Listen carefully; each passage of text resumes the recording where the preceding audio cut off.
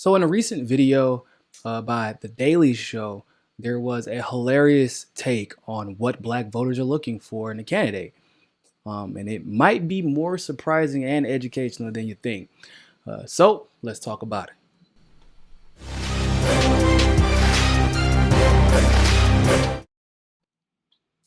So in a recent take on The Daily Show, which I haven't really found all that funny lately, I'm not going to lie to you, but you all know. Y'all know why that is. I'm anti-establishment to the core, and sometimes they defend the Democratic Party a little bit too much and participate in Trump derangement syndrome way too much for my taste. Not enough substantive stuff. But I will give a shout out to Lee Camp, which is how The Daily Show is supposed to be. So go watch Redacted tonight and shout out to Lee Camp. So I had a question that was asked to me on QBounti. And of course, if you have a question that you would like to ask, you can go to QBounti, QBounti.com/Niko, and the link will be in the description below. Maybe you didn't get to ask it in the super chat. Maybe you didn't get to ask it in, while I was live or whatever.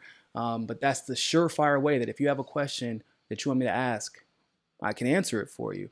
Now, also, if you have a video that you want me to respond to, I know a lot of you all send me videos. You can go to QBounti and link the video that you want me to respond to on the website. That's what this person did. So we're going to go ahead and cover the clip. Tonight's debate was held at Tyler Perry Studios in Atlanta. A choice some believe is about sending a message to a very specific group of voters. So we sent Roy Wood Jr. down to Atlanta to investigate. Atlanta, the capital of Georgia, and blackness. Democrats are here to appeal to black voters. But what do black voters want? I'm here to find out. But first, Waffle House. Shout out to all my Waffle House peeps. Shout out to y'all know who you are. Everybody who's been out to the club around 2 or 3 in the morning, that tummy get the rumbling. Look, it's so bad for you, but it's so good for you. Democrats prepare for the debate at Tyler Perry's gated community. I assembled a panel of voters, all with one thing in common. All right, who voted for Obama in 2012? I was too young. So, which candidate do you think best understands the needs of the black voter? I think Elizabeth Warren. Bernie. I want to go Bernie. Chris. Okay, so that tells me a few things. One, Biden doesn't have the stranglehold over the black vote that people had previously thought. It's nowhere near unanimous. And Atlanta's racial political makeup is very similar to South Carolina, and South Carolina is an open primary state, so a lot of people thought that was going to be a walk-off home run for Biden. Looks like that might not be the case. Two, Elizabeth Warren, for some reason, is actually winning over a good amount of black votes. I don't know how much she'll eventually, I think that over time that would dissipate. I do believe that the Democrats do have, the establishment Dems do have kind of a grip on Atlanta and that area specifically. There are progressives working to break that grip, but they spend a lot of money in Atlanta. And it bothers me because Elizabeth Warren never actually talks about black issues as far as solutions are concerned. She just says people of color, women of color a lot, but never actually offers solutions. For example, at the very basic level, when we're being realistic about what immigration is like the issue is, it's really about the exploitation of labor and the demonization of a specific group of people or groups. The two groups would be Latin Americans and Muslims. We demonize Muslims because of what we're doing in their countries, and we demonize the Latin Americans because of what we're doing in their countries. And, just to water it down and simplify it. And so introducing comprehensive immigration reform from top to bottom, foreign policy to domestic policy, would be a Latin-specific or Muslim-specific issue that those people could benefit from. Criminal justice reform, because of who it's targeted historically, would be a black issue. However, you have never heard anything come out of Warren's mouth for criminal justice reform. We're talking about equal pay for women. That would be a women-specific issue. I'm not saying that that's what you have to focus on. However, never like the fake. You see how she never talked about reparations again after she got called out. And we figured out that she was never really for reparations, right? So once again, that was just a pander. Some people bought it, some people haven't. Now, the other good thing that I've taken out of this, clearly, black voters are much more aware of Bernie Sanders now than in 2016, refortifying the point that we've made time and time again here, which is that Bernie never lost the black vote in 2016. He merely never had a chance to win it. You have to get coverage to win a vote, and the black people were being shielded from the Bernie Sanders campaign by the mainstream media, which in my opinion is an infringement on people's First Amendment rights. You are actively participating in preventing people from knowing their options of people who could run the country and voting for somebody who will represent their interests. So that was criminal in my opinion. But you hear the black women, and I think one gentleman said Bernie, which is a stark contrast to what the media has said about Bernie's support from the black community. So that was a good thing. Who do you think best understands the needs of the black voter? Donald Trump. Huh? Explain. Some of the stuff I've heard he's already doing is like prison reform. He's been hanging around black people as long as I can remember. They loved him till he ran for president as a Republican. Trump was the man. Raise your hand if you remember when Donald Trump was the man. The man as in the man, but not the man. He wouldn't let black people into his apartments. Roy knows what I'm talking about. I don't know what he's talking about, but maybe some word association will show us. So really quick, that illustrates a couple things. Once again, black people are not a monolith. You think that you're going to get our vote just by pandering, attacking Trump? That's 1 out of what, 6 people or 7 people there. If Trump gets 1 out of every 6 or 7 black voters, that's a victory for him. He could potentially win at that rate. But also, this illustrates 2 things. The memes and the talking points are somewhat effective. It sucks, but it's true.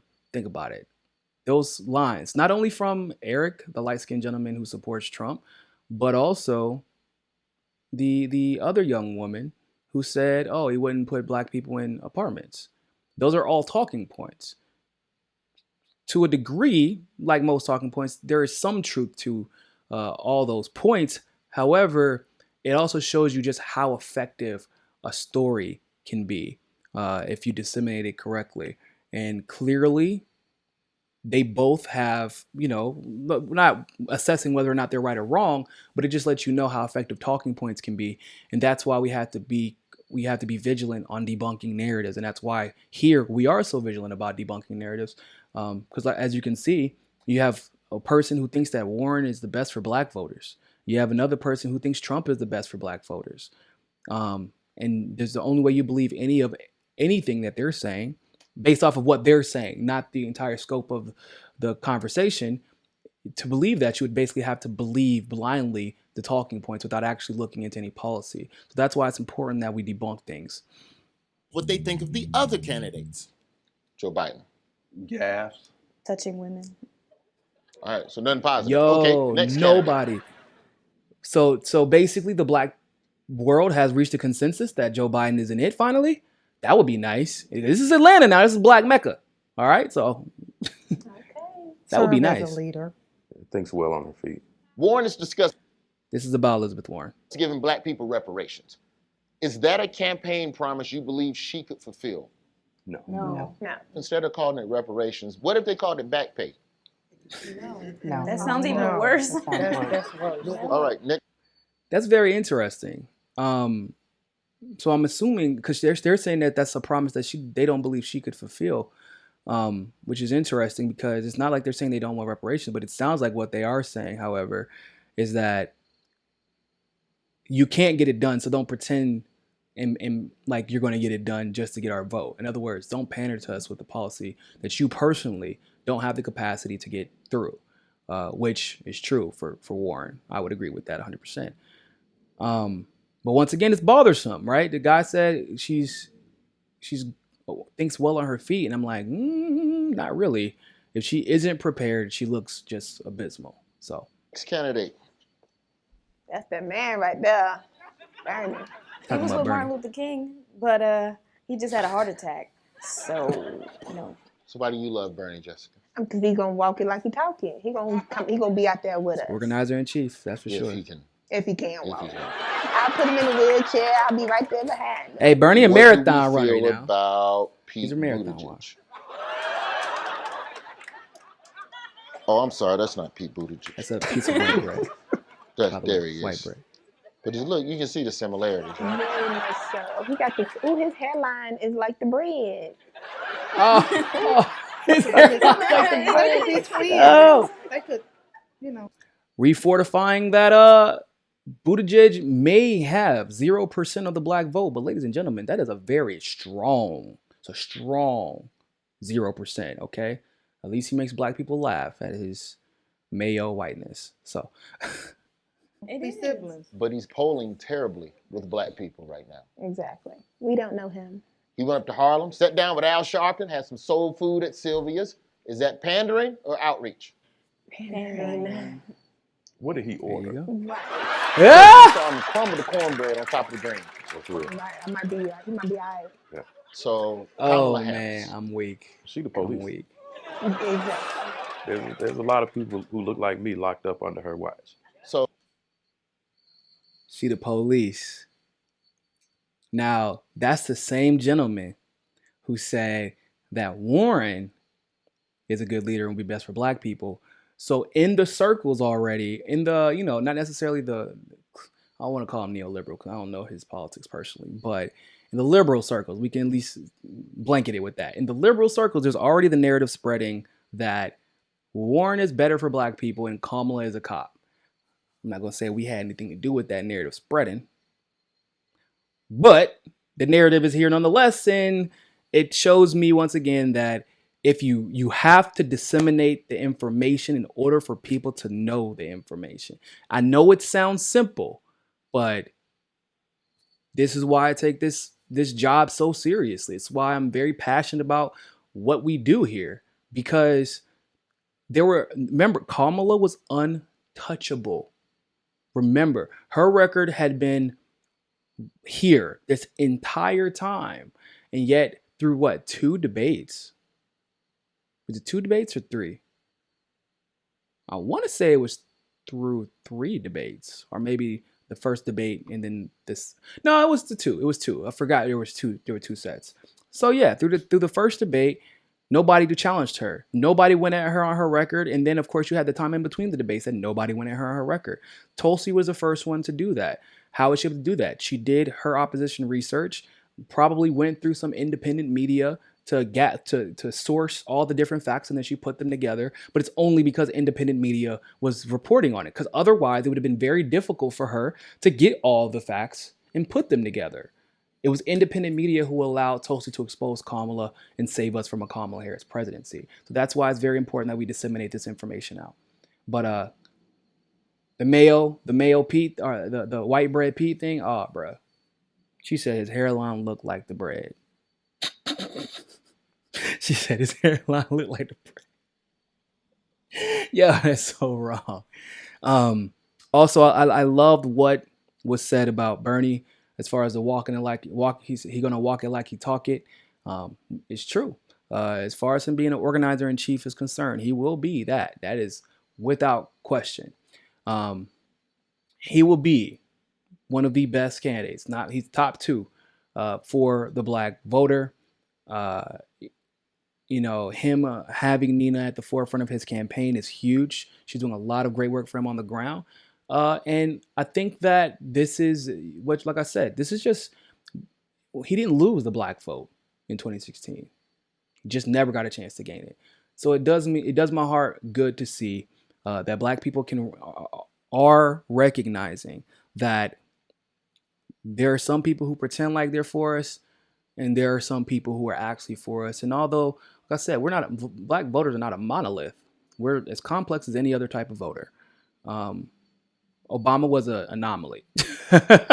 So as far as the amount of people that voted for him, but at the end of the day, as you can see here, you would have thought Kamala had the black vote locked up.